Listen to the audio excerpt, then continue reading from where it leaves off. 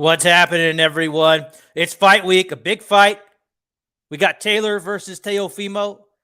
We're going to talk about it. No, Paul, have you ever noticed that, like, whenever we're referring to Teofimo Lopez, it's always like Teofimo. We never refer to him by his last name, but I think Lopez is a very serviceable boxing last name. What's up with that, you think?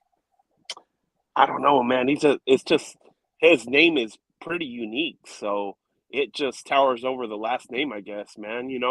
It's like if Yeah. your name was some old school shit like Demetrio or or one of them fucking long ass old school names that the Catholics used to name their kids.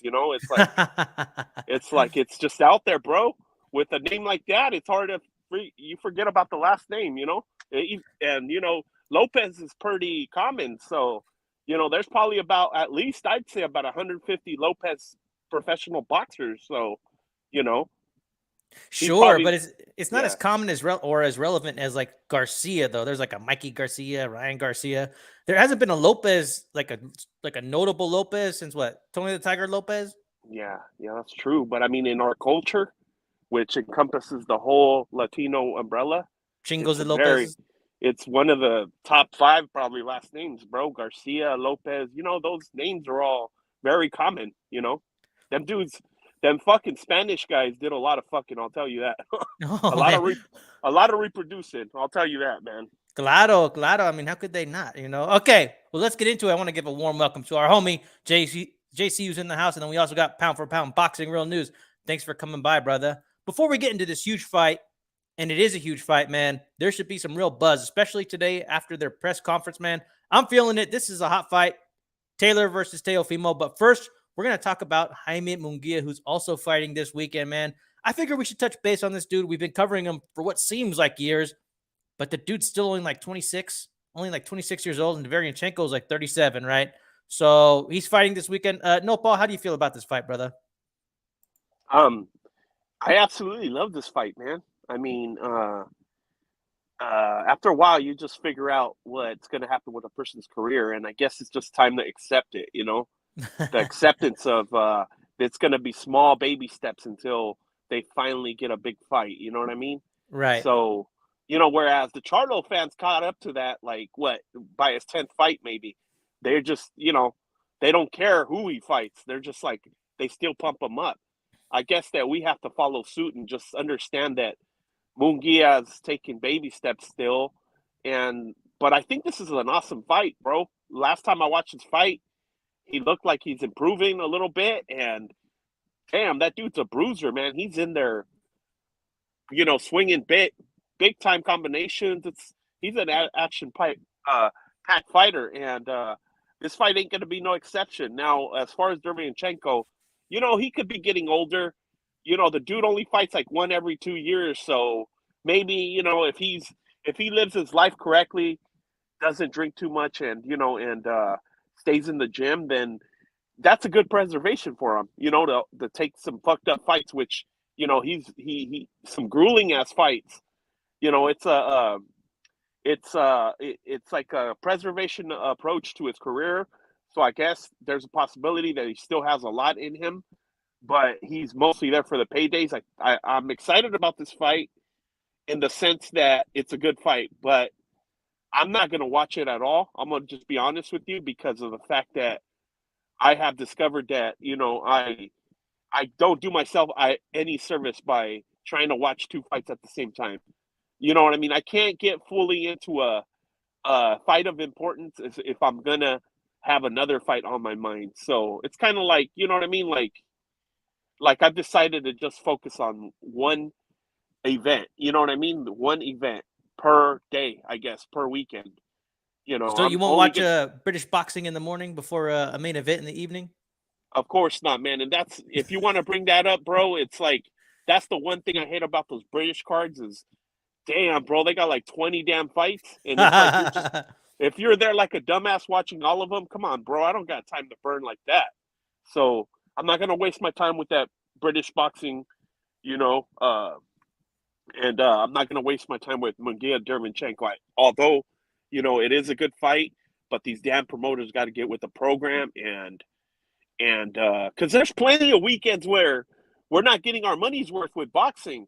Right. where there's no damn boxing. So why can't you just schedule it on another weekend, And that's the problem.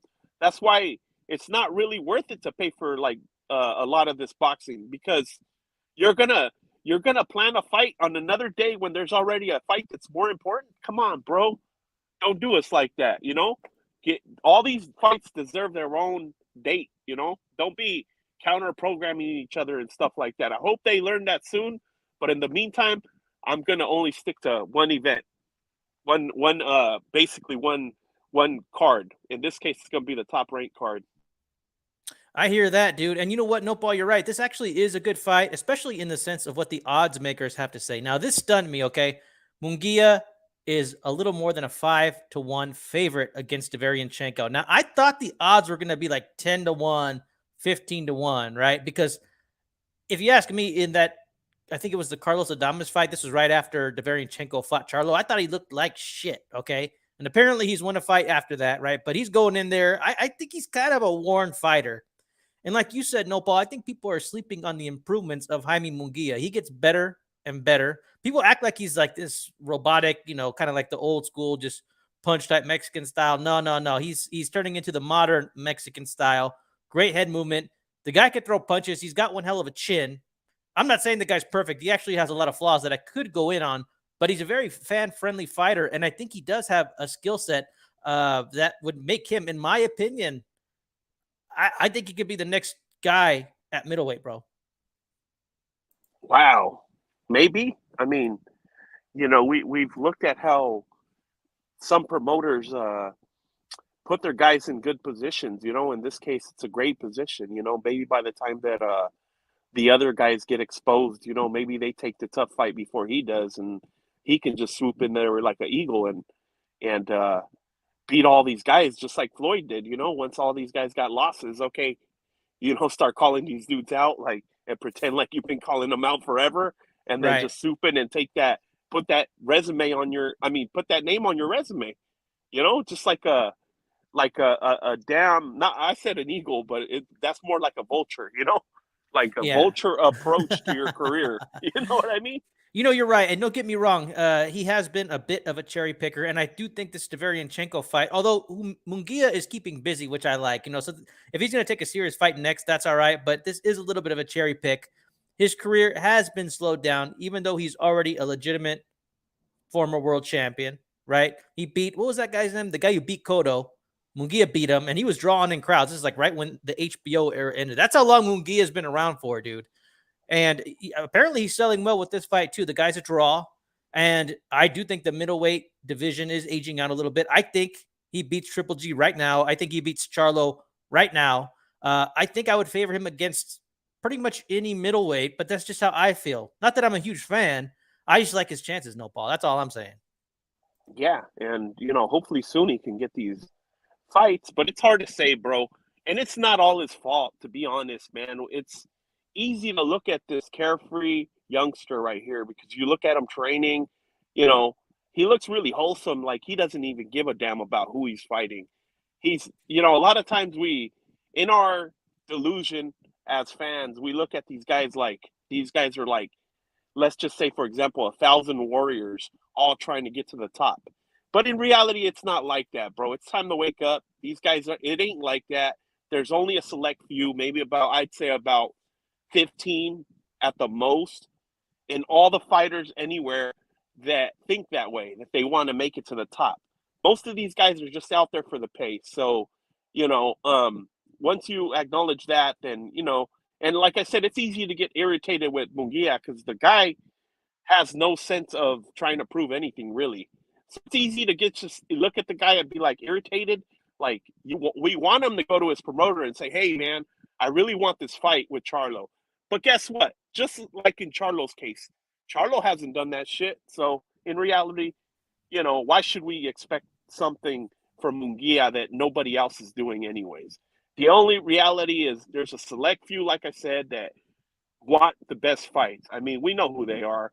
Canelo, maybe Tyson Fury, Usyk, of course, Lomachenko, and guess what happens with all this group of guys?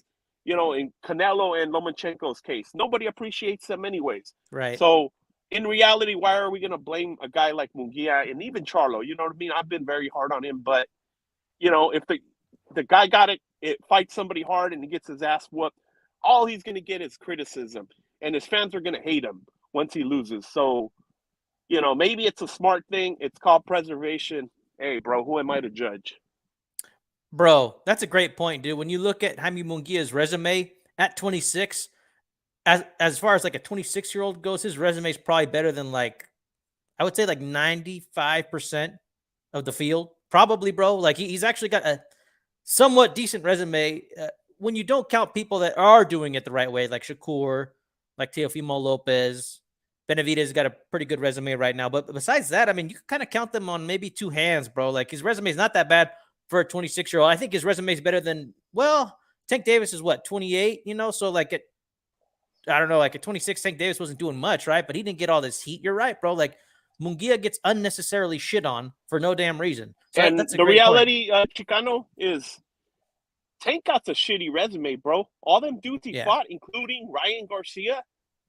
Ryan Garcia, just like the dude said in his in the press conference, bro, you ain't got no fundamentals. Guess what? That turned out to be true. He doesn't have any fundamentals.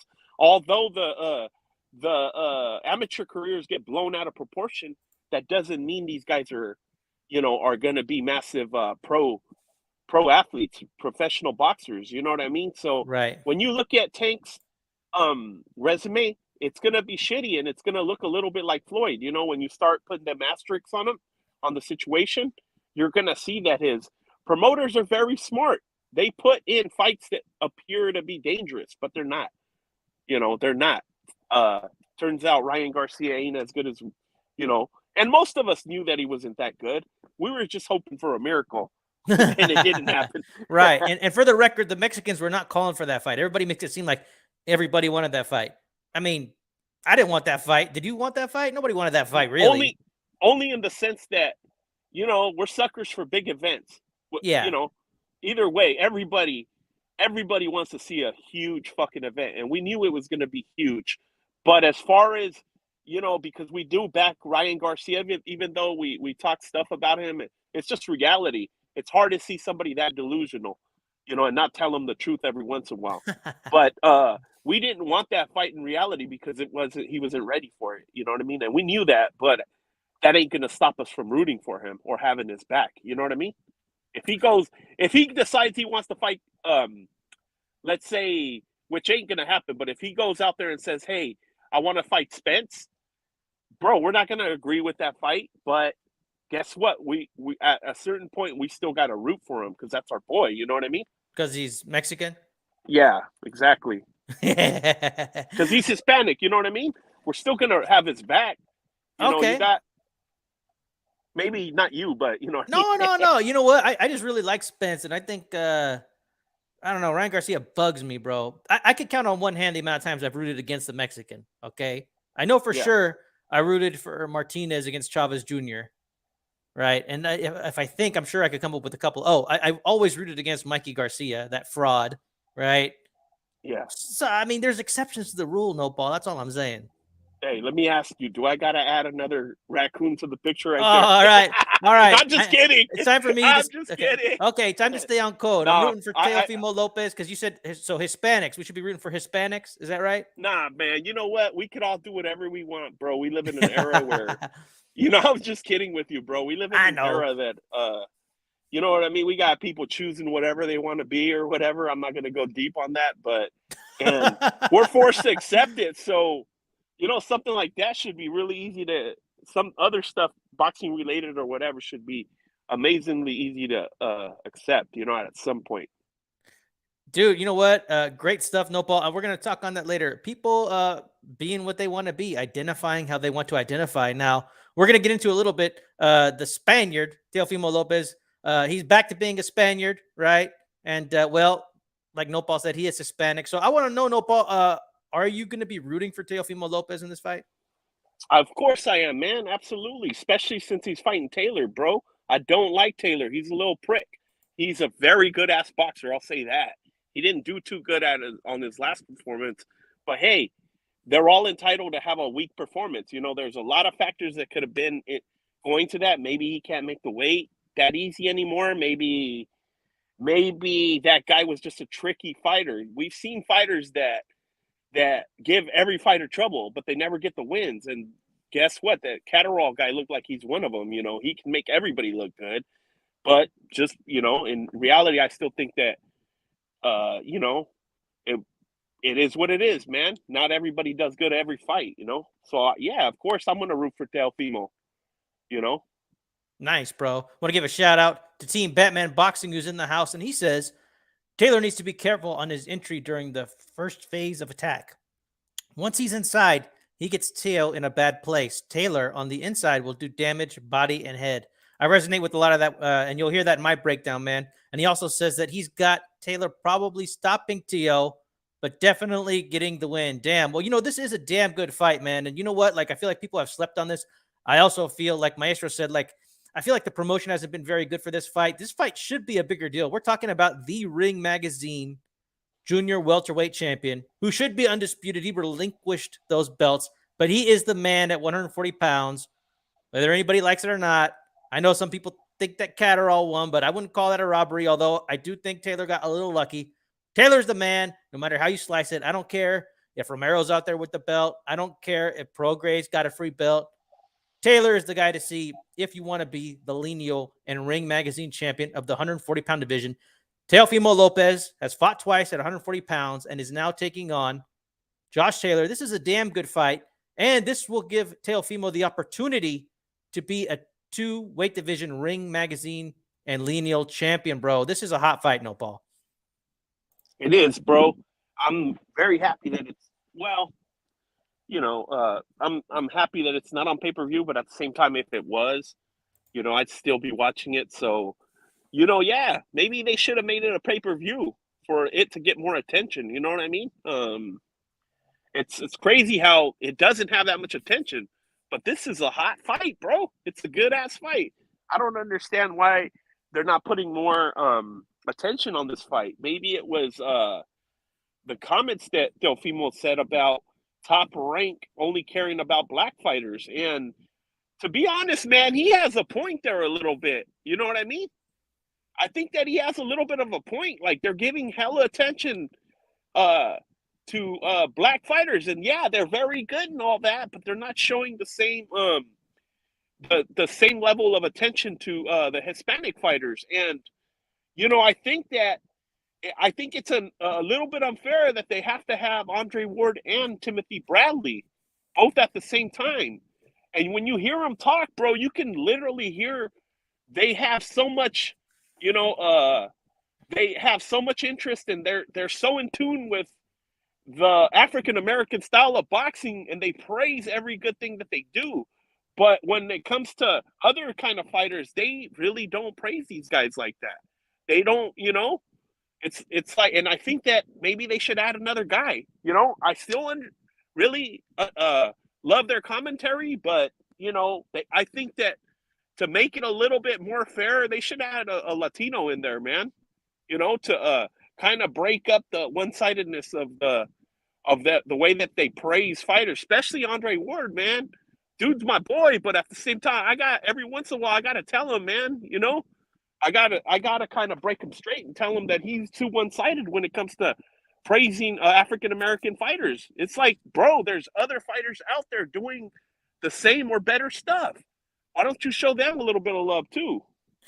They absolutely do have a bias with their commentary. I will agree on that. Also, I will say this, Nopal, a lot of the cult, the BBC cult, they've turned on Bradley, bro, because Bradley had Lomachenko beating Haney, right? So they're saying that he's not staying on code, and they've basically thrown him to the wolves, bro.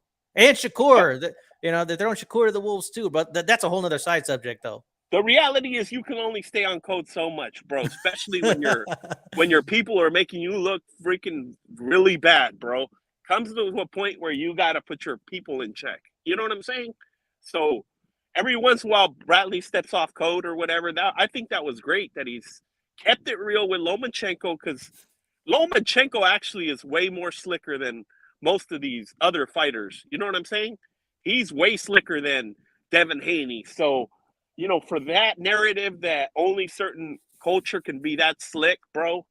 Lomachenko came through and he showed us some shit that nobody's ever been able to do. So, for that, they just got to wake up and see the reality that everybody, nobody owns one particular style of fighting. Nobody is superior to nobody, bro. We're all equal here.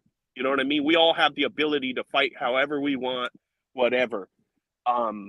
Yes, the African Americans were blessed with, by numbers with better genetics, and stuff like that. But at the same time, there's other fighters that have been able to do it the same or better, Hey, man, that's your opinion. No, Paul, that's good stuff, bro. You said it on Twitter, bro. Things were going to get a little spicy today, bro. Spicy. I don't know if that's the right word. Controversial, spicy. Sounds kind of sus, bro. All right, well, let's get back to this awesome main event coming up this Saturday. Now, I just wanted to take another look at the odds here, okay? Now, when I showed the odds when this fight was first announced, the odds were essentially even with Josh Taylor just a fraction of a favorite. Now, the odds have widened. Now, Josh Taylor is almost a 2-1 favorite. Teofimo Lopez is a plus 165 underdog, okay? So the odds have gotten wider. Now the odds makers are saying that Taylor has an even better chance to win, or maybe more people are putting money on Josh Taylor. I don't know why, but the odds have widened, okay? And also with the over-under at 10.5, and if the over hits, you get negative 220. So what they're saying is that they're banking on this fight going to decision. Nopal, what do you think about these odds and the over-under of them thinking that it's going to go to decision? That's a definitely possibility because we know Teofimo has everything to make it to the 12th round, and we know the other guy's never been, he's undefeated. So, there's that. But we also know that they both come really do their best when they're against the odds. So, I think that in this case, I think the casino, they don't know who's going to win. As always, nobody knows, only God. And God don't care about boxing. So they're just trying to not lose any money. So, I think what's happening is the UK and the Scottish and, the Irish fans too, shout out to my boy Drew Evo. They their bets are coming in. So, or bets are coming the other way. Either way, they're just trying to not lose any money. You know what I mean? I don't know how to explain it, But, they're just trying to cover the odds, I guess. Make sure they don't lose any money on this. Because, seriously, in reality, I think, I'm going to admit it. I think this is a 60-40 fight in Josh Taylor's favor. But 40's a hell of a chance, bro, to win. You know what I mean? Mm-hmm. It's a hell of a chance. And I will be rooting for Teofimo. So 40's a hell of a chance to win. And it would not surprise me if he wins, bro. It wouldn't surprise me if he wins by knockout, bro. It just wouldn't surprise me if either guy wins by knockout. I'm rooting for Teofimo, and I hope he takes it, man. Bro, I resonate with a lot of that because you know what, dude? I went back and I watched the Teofimo Lopez versus Lomachenko fight. I also watched Taylor versus Catterall. I also watched Taylor versus Ramirez, right? Just to get an idea of what they were like when they were looking good, right? So I watched the Ramirez fight and I watched this Lomachenko fight, right? And I'll tell you this, dude, Teofimo looked so damn good against Lomachenko, but it was frustrating watching that fight, especially after watching Haney versus Lomachenko. When you watch this fight again, you realize how long it did take Lomachenko to get going, bro. There was a lot of just like posturing, a lot of feinting. Lomachenko didn't crash the pocket as early as he needed to do some real damage, and we all know that our homie Drew Evo likes to talk about the blueprint rounds 7 through 11, depending on who you ask, in which, the blueprint was set on how to beat Teofimo Lopez, but Teofimo Lopez did eke it out in that 12th round. But man, I'll tell you what, Teofimo Lopez looked on point, but you're dealing with an opponent in Lomachenko who, although is fast, right, is a much smaller guy. Now, Teofimo is going to be the smaller guy. He's going to need to fight on the inside against Taylor. So that's why I think this is going to be such a good fight, man. Taylor, he's got a really nice skill set. Everybody likes to talk about how this fight plays into Teofimo's hands. Well, I think if the Taylor that fought Ramirez shows up, I think it might be a little difficult for Teofimo to crash the pocket or to have Taylor just come into him willy-nilly. Like, I don't necessarily see it happening that way. All right. Now, I understand that both of these guys looked bad in their last fights, right? I know Teofimo looked bad against Sandor Martin. I think that was just an ugly stylistic matchup.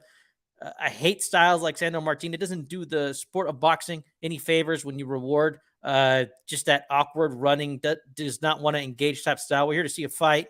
I'm not here to see running. That's just how I feel about it. So I do think the right guy got the decision, although I do think that Teofimo did legitimately get knocked down twice if we're counting it, right? I'm not saying he got like put on his ass. They were kind of just like off balance. I mean, Kambosos knocked down Teofimo. I mean, Martin, those knockdowns were just kind of whatever to me, right? I didn't think, oh shit, Teofimo doesn't have a chin. I didn't really make too much of it, but Teofimo probably did learn a lesson. And like I said, Martin, if I never see him fight again, that's fine by me. And I did watch the Taylor versus Catterall fight. I do think Taylor got a little lucky with this one, but I do believe that he potentially was maybe sleeping on Catterall, and I do think he did show grit, though. Taylor went in there and tried to bang it out, but I did see a lot of deficiencies in his skill set in this particular fight that I hope he can clean up. As long as he reverts back to old form, we might see a hell of a fight. So, Nopal, let me ask you something. I want to know about like the current form of each fighter. Do you expect both of them to be at their best, or do you think what we saw in their last fights might kind of give us a prelude of what they'll look like coming up next?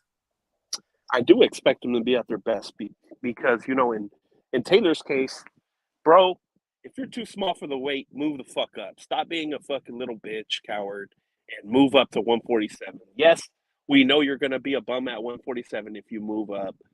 But, bro, it's time it's time to not be scared and do what you got to do, man. It's time to move up to 147. That's in the case if he is too big for that weight. So regardless of their circumstances, I still expect the best out of each one. Because guess what? If they're not at their best, I don't want to waste my time with this. So as a fan, yes, I do expect them to be in their best. Tell you what, if I heard some rumors that one of these guys is injured, some shit like that, in Teofimo's case, I would be super disappointed to the point where I'm going to run over and go watch Munguia instead. Because bro, it's not good that he had a fucked up lung and he still took the Kambosos fight. Yes, he had already postponed that fight like 2 or 3 times between both of them, but that doesn't matter, bro. I don't like wasting my time like that. And if he went in there with a messed up lung, I think that they realized that afterwards. That explains why he lost to bum ass Kambosos. You know what I mean? Right. That explains it. But guess what? I'm getting tired of this shit. Bro, same thing as Lomachenko. If his shoulder was fucked up, he should have. He was well within his right to not take that fight, And he did pretty good, Lomachenko. For a guy that supposedly had a messed up, shoulder. But when it relates to this fight, yeah, if they're not at their best, I don't expect them to fight. You know what I mean? Mm-hmm. I'd rather not watch it. So I do expect them to be at their best, and I'm excited to watch this. Excellent, bro. Okay, so you said that you see this as a 60-40 type of fight. Let's get down to it. Nopal, are you saying that your prediction is that Taylor will win? What is your actual prediction of this fight? I don't really have a prediction, man. I'm just going for Teofimo. That's it, man. I see it as a 60-40 fight in Taylor's case, but I'm hoping for the miracle again. You know what I mean? For Teofimo to beat Taylor, and for the other guy to just move up and get out of the weight class. Got it, bro. All right. Well, like I said, I had a chance to look at some film, and I'm grateful that I did. I usually don't go back and just watch film, but I did see some things, in my opinion, that Teofimo Lopez can take advantage of. Now, I do think Taylor has pretty decent fundamentals, but I think his power is a little overrated in general. Especially when he leaps in. He tries to leap in at times, and I think it's a weakness of his. If you watch a number of his fights, when he kind of jumps in and punches, he's either way off or he gets countered. And I'm not saying it's all the time, but it's not a strength of his. Now, some people think that's just a good way for him to work his way in because he could take it.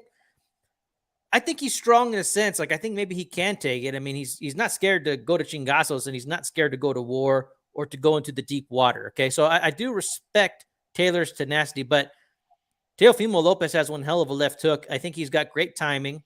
Also, the one thing that I noticed, bro, and maybe we didn't see it in Teofimo's last couple of fights, but I definitely saw it in the Teofimo Lopez versus Lomachenko fight, is Teofimo Lopez has a notable hand speed advantage. He's actually got pretty fast hands. His hands weren't as fast as Loma's, but they were fast.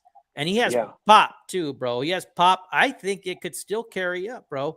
I think it could. I do have some questions about Teofimo Lopez's head, right? I do think the mental game is obviously a part of boxing, right?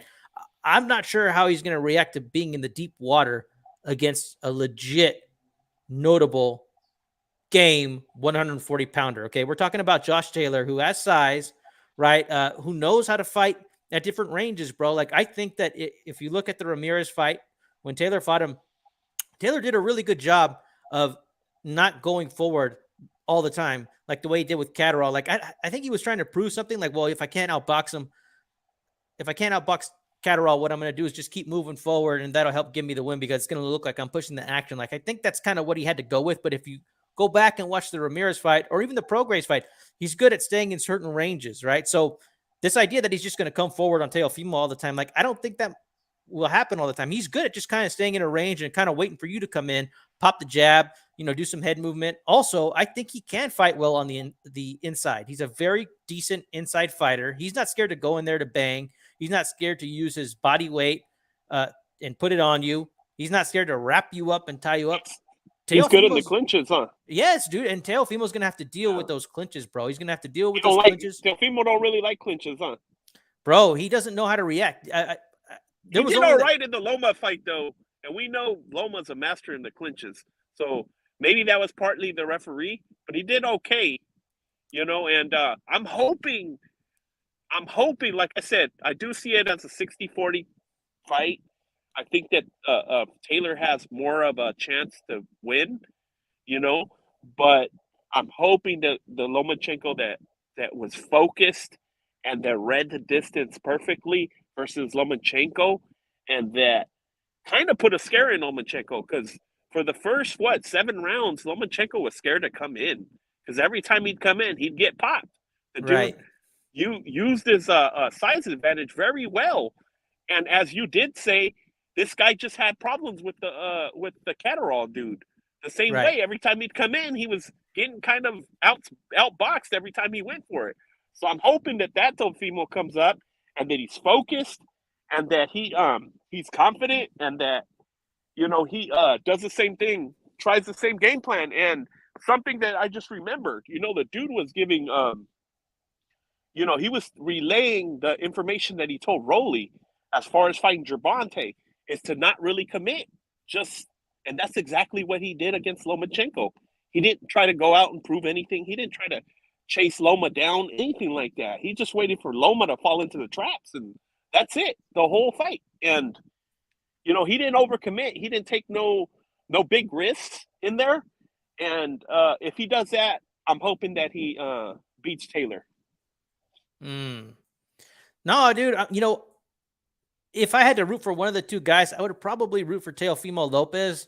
I've been high on his potential for a really long time, bro. I was watching his interviews like back in the day when he was doing those stupid dances after every knockout, right? I picked him against Comey when a lot of people didn't. I picked him against Lomachenko when a lot of people didn't, right? So, I mean, I've always had belief in his potential, right? But it's his head game. And I'm wondering, too, if he can last in the deep water. Now, I have no reason to believe that he doesn't have tenacity, okay? Now, somebody who I thought had potential, like, gifts and maybe would not use them was Victor Ortiz, bro. I remember thinking, I felt like he kind of had it all except for, the mental game. I felt like he quit a couple times, right? He didn't have that tenacity in the deep water. There's been nothing so far that would make me think that Teofimo is going to just quit. But I do think he's got some head problems. And, if things are just going really, really bad, I could see him going fuck this, right? I know Mas kind of I don't want this anymore. I have a fear of that, bro. If I didn't have that fear, I might be putting some money on this fight, but I'm not, because I just don't know what we have with Teofimo Lopez. Although I do think he still has potential, bro. But my prediction is I think that Taylor's going to win this fight by decision. that's how I see it. I see it like a 8-4 type of fight, maybe 7-5. I think Teofimo is going to have some good work early, and I think Taylor's just going to wear him down. Although, if we see a really nice left KO counter early on, it could completely change the dynamic of the fight. I do think this is a close fight. Just like you said, Nopal, 60-40.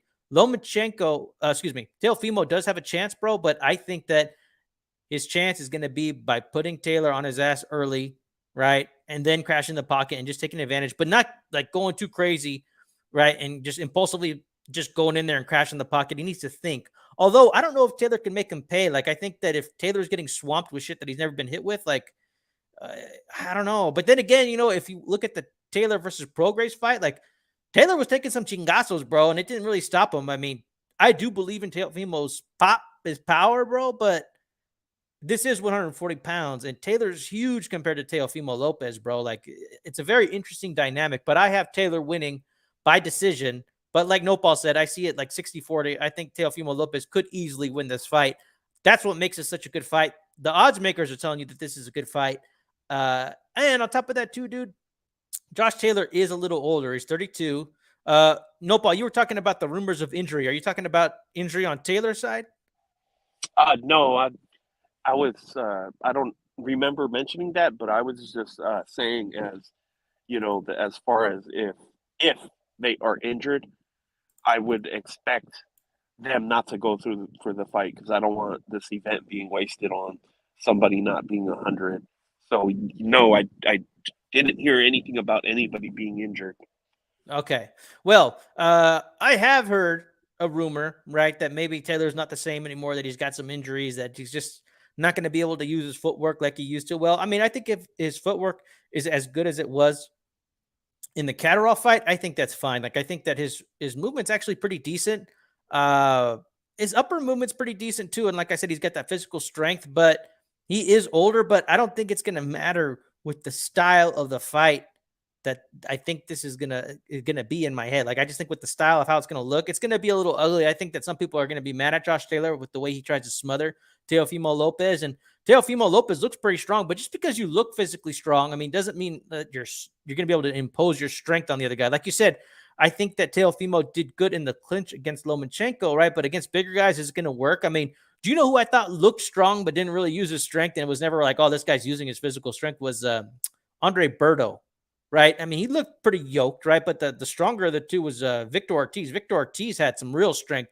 He knew how to utilize his strength. I think a person's strength is a factor I always assess, and I feel like a lot of people don't. But physical strength in boxing is always a factor, bro. Like, if these two push each other forward, like, I think Taylor's going to be the one going on the front foot, and Teofimo Lopez, I think he's better when somebody's coming in on him, not necessarily on the back foot. You know what I mean?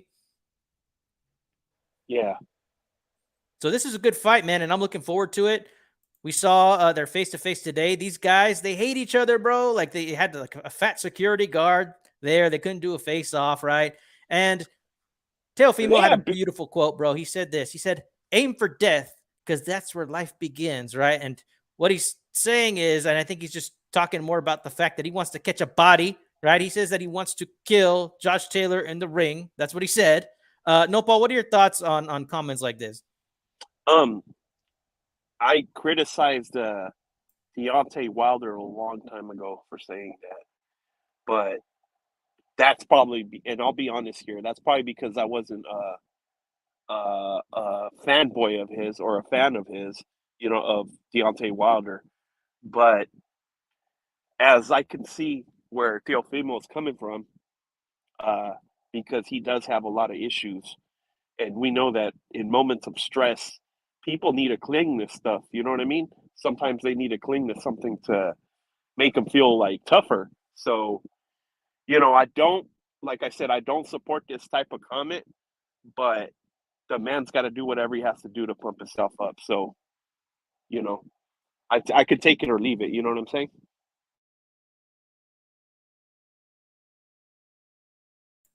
I understand what you're saying, man, and I do think it was a bit of a weird comment, bro. But I agree with you. Some people need to cling on to shit. Okay, now I want to talk about Teofimo's identity issues, right? I think that's a big problem in certain spheres of boxing, and in the YTBC identity issues, man. It's deep seated, bro, and there's a lot of ways you could go with it, right?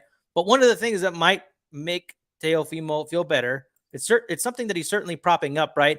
Is this whole like I got Spanish blood thing? He's going around with the Spanish flag again, right? Now, back in the ACP network days, this was a hot topic, right? Teofimo with the Spanish flag. Okay, all of a sudden, Teofimo's back to being a Spaniard. Okay, now there's a history of this, bro.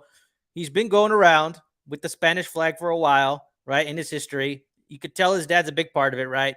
His dad has a big influence on him, okay? They've been rolling with the Spanish flag for a while, all right? But when he went up against a real Spaniard in the Conquistador Bowl, like we like to call it, all of a sudden he was Honduran again because maybe he thought he would look a little foolish if he actually repped the Spanish flag when there was an actual full-blooded national Spaniard in the ring. Nopal, I just want to know your thoughts on Teofimo's identity issues as far as Teofimo going full Spaniard. Just in general, like, what are your thoughts on this?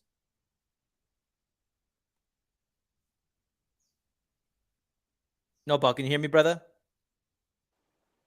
1 second, bro. All right. But yeah, man. Okay, look, JC here says that Teo is being a cuck. Yeah, dude, I think it's weird, JC. Like, I'm wondering to myself, like, okay, like, what is this all about, bro? Like, it's such a weird, bizarre thing to be getting into currently. You're talking about a dude who is Honduran, right? And he seems to have pride, right? I mean, he fought for the Olympic team of Honduras, okay? And all of a sudden, now that he's not fighting an actual Spaniard, he's back to being Spaniard. Okay, now I have Spanish blood, all right? I mean, a lot of Mexicans have Spanish blood. I was surprised with how much Spanish blood I had, okay?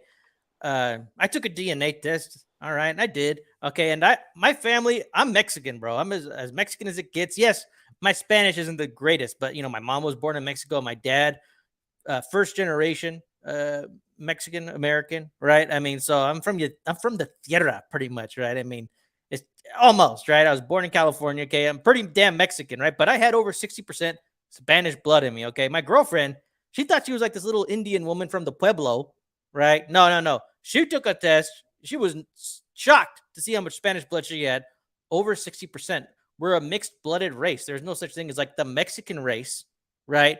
It's a nationality, but we have a lot of Indian blood and we have a lot of primarily Spanish blood. But historically, Mexico has been a port nation. There's lots of different types of blood in there. I mean, we see the accordion in norteño music. We got the accordion from what? We got it from the Germans and the Polish who settled that area, okay? And that's how we incorporated the accordion into our music. So we have a lot of mixed blood in general. That's why Canelo looks like an Irish dude, and he gets a lot of heat for that because he doesn't look brown enough, okay? Nopal, are you back with us? Yeah, man. Great job, Chicano. Thanks, going, bro. man. You got me Keep riled going, up. bro. You got me riled up. That's about all I have, Keep actually. going, bro. You got some beautiful words right now, bro. No, I'm just saying, bro. We have we're a mixed-blooded race, right? So I'm 60% Spanish, okay? Over 60%, okay? Just by genetics. Just like a lot of Mexicans, okay? In general, we have a lot more Spanish blood than anything else. But I don't go around with like this Spanish blood identity. I don't go around with a flag. If anything, I have pride in Mexican culture, right? I love the people. I love the food. I understand the language. I just don't speak it that well. And it's a confidence issue. I won't go out there and speak it that much, but I understand it, right? And yeah, it's never occurred to me to like identify with my Spanish blood, although I'm not ashamed of it. Okay, I'm not ashamed of it, but I don't necessarily kind of like rep it either, bro. Nopal, what are your thoughts, man? I thought about this extensively, bro. You guys, if you guys have followed our YouTube career, when we started talking about it, from the beginning, you'll know. And a lot of you guys already know how I feel. You know what I mean? The way we were brought up, most of us is I'm not gonna lie. When I was a kid, my mom used to tell me that I was Spanish. I knew that.